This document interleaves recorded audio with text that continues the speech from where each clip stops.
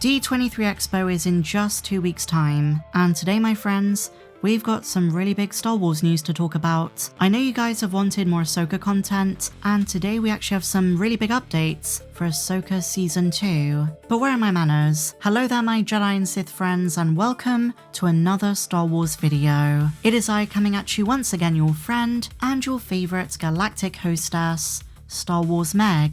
I appreciate you for joining me from wherever you are in this big galaxy of ours, and today we've got some really exciting stuff to dive into. Beyond the rim where legends fade, past charts no pilot ever made, Peridia waits in silent stone, a world where exiles stand alone. Ezra walks beneath familiar skies, no longer hidden, no disguise. At last the home he dreamed to see, leaving behind his beloved Sabine. Just something I wrote on the way home. I know, pretty stupid. I'm not even a poet. I've written a few songs in my time, but I just messed around with some rhyming and that's what I came up with. But joking aside, let's get straight into it. Ahsoka's second and potentially final season, although this has not been confirmed, is set to release in early 2027. It was pretty devastating when we found out it was being delayed from late 2026, although in fairness that was never really truly confirmed. But even a couple of the actors came out and said that this was unexpected. Like many of us, they too assumed that it was coming this year. But the good news is this: we're just 2 weeks away from a possible release date.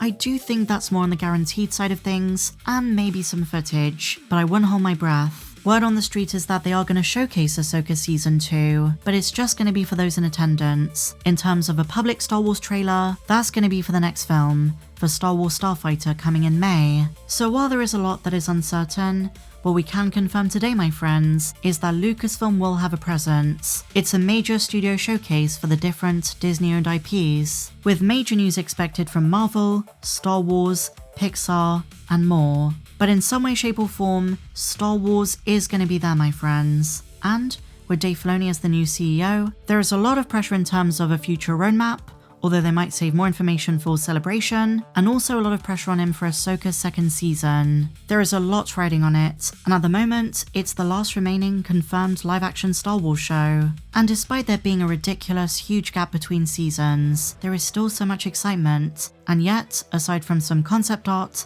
and a few rumours, we know so little about Season 2. But it is set to be enormous in scope. And I know this is going to sound really weird, because we literally just had a Mando movie, but I miss the core of the Mandoverse. I miss the feel of this era when it was at its best. When John and Dave get it right, they fire on all cylinders, and I'm hoping Ahsoka Season 2 is going to be a big surprise. We've heard about the filming in the UK, we've heard about visuals being amazing, post-production going well, the Kiners are back to do the score, they got additional musicians, some of the directing talent on this is amazing, and with hints of more Anakin. As fans, I think it's safe to say that we're expecting a lot, or at least an improvement over the first season. And today, my friends, you'll be very happy to learn that live-action Ezra himself, Imanis Fundi, has reassured us that Season 2 is a major leap in quality. Here's the quote from his interview with Thank the Maker podcast. "You guys will not believe how big it gets. Dave took off all the training wheels for all of us, and for himself in some way. If you saw Rebels early on, and you see Rebels towards the end, it's that level of shift. He takes off the training wheels." Then he likens it to the Clone Wars and says this: "Clone Wars at the end, you're gutted. It's an adult drama with a similar transition." In other words, Dave Filoni got more confident. And it's so good to hear a man say this. It implies that Dave really came out of his shell. He was more confident in taking more risks, really found his flow, and Iman teases that it's going to be gut-wrenching. And I have to admit, I've been a bit worried thinking about some theories that I initially poo-pooed and said might be nonsense, because now I'm thinking they might be true. I'm talking about the ones that say that if this truly is going to be the last season of the show, then maybe one or two of the main characters are going to be killed off. I don't think he'll be Ahsoka, I don't think he'll be Ezra, or even Thrawn, but imagine if, and there is a rhyme and reason to this speculation, it's Hera, and Jason loses both his parents. And the only reason I'm saying this is that Aman brought up parallels to Rebels Season 4, the season where we lost Kanan. Could you imagine if this propels Jason to the dark side? Because we do know he has the Force, and given the fact his name is a callback to Jason Solo, he might go down the same path. I mean, think about it this way. His favourite aunt is stuck in another galaxy, so I reckon the responsibility falls to Ezra to keep him on the path of light. Another theory I saw, which is more of a long shot, is that if Devon Azara abandons Maul and turns back to the light, could she train Jason? She would be much older and wiser by then.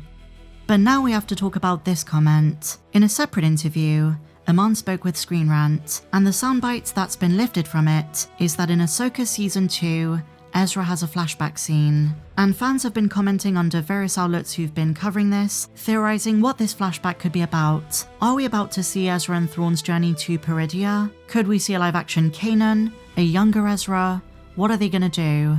But it turns out, my friends, this headline is a lie. It's a great example of bad journalism gone berserk, because if you read the quote, Aman says the word flashback, but a flashback in universe is not what he was talking about. He was reflecting and reminiscing about his time on set. Here's what he said. A lot of action, fights, battles, explosions, lightsabers, lasers. I'm having a flashback, so a lot of action, and I think everybody's gonna love it. Dave went nuts, and all of us were ready to follow suit, and it's gonna be a lot of fun. So when Aman says that he's having a flashback, he's literally thinking back to all of the fun they had when they were filming it. This has nothing to do with a flashback in universe, although that would be really awesome. In other Ahsoka news though, my friends, according to a scooper who I mentioned the other day, in Season 2, and in the teaser that's going to be shown at D23 Expo, we see a flashback to Anakin in the Clone Wars, and he's wearing his outfit from the Mortis arc. We know Peridea and Mortis are connected, so I suppose this makes a lot of sense. And think back to the very earliest rumours. We were told there would be live-action flashbacks to that same arc, notably a live-action version of the brother, maybe the daughter, and the father. It's all going to connect to the role of Baylan. I just know this season is going to be huge. They're really going to lean into the mythology of Star Wars. And here's another question, and I'd love to know your thoughts down below. Do you reckon there's a chance Filoni expands lore where it concerns Force ghosts? I've seen a theory that says Anakin is going to be brought back from the dead. Maybe the trajectory for some Force ghosts is to be reanimated. That would be extremely controversial. Or it might be to do with the lack of spiritual limitations on Peridea. But now, my friends, more updates for D23 Expo, and we just had a brilliant preview from the Boardwalk Times. These guys are usually very good with their predictions, and I think everyone can agree, Star Wars really needs something big, and I'd be very surprised if Disney wasn't telling Lucasfilm that they need to change things up. They need a plan that's going to reignite the fan base, and one of their biggest questions is, after Starfighter, what is the next Lucasfilm project that is going to start to film? And this is where I think they're being very optimistic, because they think this is going to be revealed at D23 Expo. So in addition to Ahsoka, in addition to Star Wars Starfighter, we're going to find out what's coming further down the line. I would be remarkably impressed if this was true, because at the moment I don't think they're looking beyond 2027. The plan for future films will be announced at Celebration. I doubt we're going to hear about the Rey movie. There is a bit of chatter going around that they might address a sequel to The Mandalorian and Grogu, but it's definitely not going to be at D23. Honestly, I'd just be happy with one public trailer of any kind, let alone multiple announcements. Now, they also address Dave Filoni's movie. They confidently title it Heir to the Empire, which I doubt they're going to lift from the expanded universe, and they don't think that's going to come until 2029. In fact, because of Disney's schedule in 2028, they don't think there's going to be a Star Wars release in that year. I'm sure there'll be stuff on Disney+, but in terms of movies, it's a pretty jam-packed year, so they think 29 at the earliest. Let's wait and see, my friends. Hopefully some big stuff to look forward to, but what do you think? Share your thoughts on all of today's news and your D23 predictions in the comments down below. And if you enjoyed this one, please be sure to give me a big fat thumbs up, subscribe if you're new, and may the Force be with you, always.